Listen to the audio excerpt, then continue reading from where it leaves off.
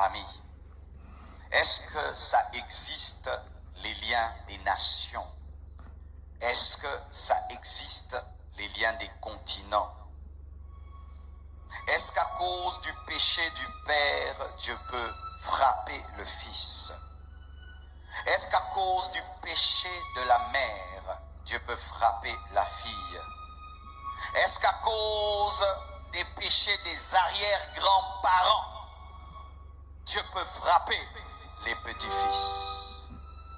Est-ce que, à cause du péché d'un homme que je n'ai jamais vu, qui a existé 100 ans, 200 ans avant moi, aujourd'hui ma vie peut être maudite et détruite?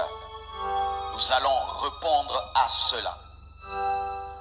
Est-ce que ta vie peut être détruite à cause du péché des gens que tu n'as pas vus? Parce qu'ils ont commis un péché, une abomination, ils ont invoqué des démons. Est-ce que cela détruira ta vie? Est-ce que c'est biblique d'y croire ou c'est non biblique? Est-ce que c'est bien d'y croire ou c'est mal d'y croire?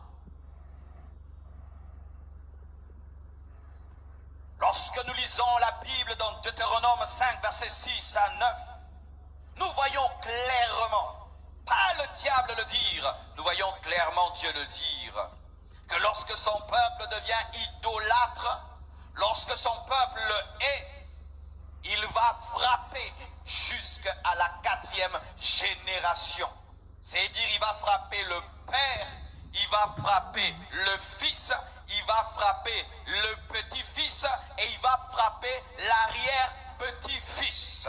L'arrière-petit-fils n'a pas péché, le petit-fils n'a pas péché, le fils n'a pas péché, mais c'est le père qui pêche, mais cela touche jusqu'à la 4e génération. C'est écrit dans la parole.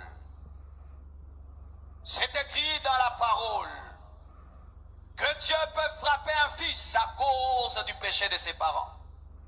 Et sachez que lorsque Dieu maudit, il y a quelqu'un qui profite pour toucher Satan, le diable.